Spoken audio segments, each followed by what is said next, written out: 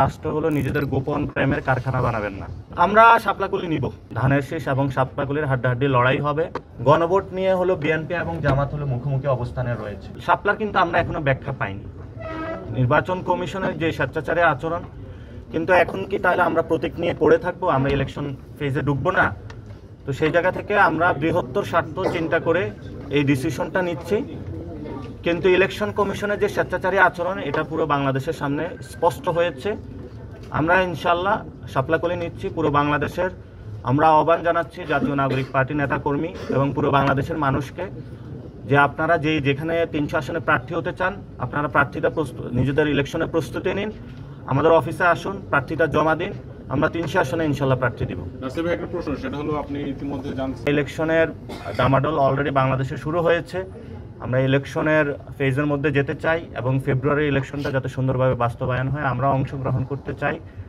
সেই জায়গাতে জাতীয় যে স্বার্থ রয়েছে, ওভারঅল রাজনীতির যে পরিস্থিতি রয়েছে দেশবাসীর মধ্যে, আমরা শাপলাকলি নিয়েও কিছু পজিটিভ সাড়া পেয়েছি এবং এটা শাপলায় ছিল, শাপলার চেয়ে আরও এক ধাপ এগিয়ে হলো শাপলাকলিও এসেছে, অর্থাৎ শাপলাও আছে, কলিও আছে। তো সেই জায়গাতে নির্বাচন কমিশন আমরা যতটুকু চিন্তা করেছি তারা এক ধাপ একটু বেড়ে চিন্তা করে সেখানে কলি, শাপলা এবং কলি অন্তর্ভুক্তি করেছে।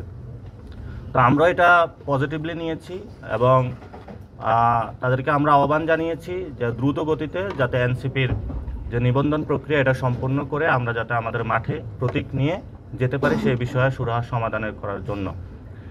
এবং আগামীতে ইনশাল্লাহ ধানের শীষ এবং শাপলাকলির হাড্ডাহাড্ডি লড়াই হবে এবং বাংলাদেশকে যে বহুদলীয় গণতন্ত্র থেকে বের করে, যেটা 72 সালে পরে হয়েছিল, বাকশাল কায়েম করা হয়েছিল, বর্তমানে বহুদলীয় গণতন্ত্রের বিপরীতে গিয়ে বাংলাদেশে একটি দল একদলীয় গণতন্ত্রের নামে একদলীয় শাসন ব্যবস্থা করার প্রচেষ্টা চালাচ্ছে এবং সেই প্রচেষ্টার অংশ হিসাবে তারা ইতিমধ্যেই বিভিন্ন দলকে নিজেদের প্রতীক বিক্রি করার জন্য, নমিনেশন বাণিজ্য করার জন্যই তারা ইলেকশন কমিশন সংস্কারের নীতিমালা নিয়ে যে উদ্যোগটা নিয়েছে, সেই উদ্যোগের বিপরীতে গিয়ে সরকারের সাথে বিভিন্ন নেগোসিয়েশন, বোঝাপড়ার আন্ডারস্ট্যান্ডিংয়ের ভিত্তিতে যাচ্ছে।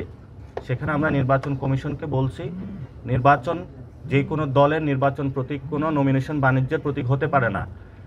কেউ টাকা পয়সা দিয়ে বিভিন্ন দল নিজেদের পকেটস্থ করার জন্য এই ধরনের বাংলাদেশে গণতন্ত্র বিরোধী কাজকর্ম থেকে সরে আসার জন্য যে সংস্কারের একটা কার্যক্রম এসেছে, এটাতে স্ট্রিক্ট থাকার জন্য আমরা নির্বাচন কমিশনকে আহ্বান জানিয়েছি।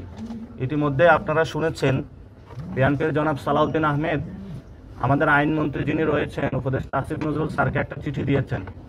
সেখানে ওনাদের গোপন প্রেমের কথা ওনারা বলেছেন যে আপনি আমাকে আশ্বস্ত করেছেন, কিন্তু আপনার আশ্বস্ত পেয়ে আমি চুপ ছিলাম, কিন্তু পরবর্তীতে দেখলাম যে আপনারা হলো বিভিন্ন প্রতীকে সবাই ইলেকশন করতে পারবে, এই বিষয়ে মর্মে আমাদের কাছে সংবাদ এসেছে। আপনাদের কাছে সবার এই চিঠি গিয়েছে, আপনারা দেখেছেন।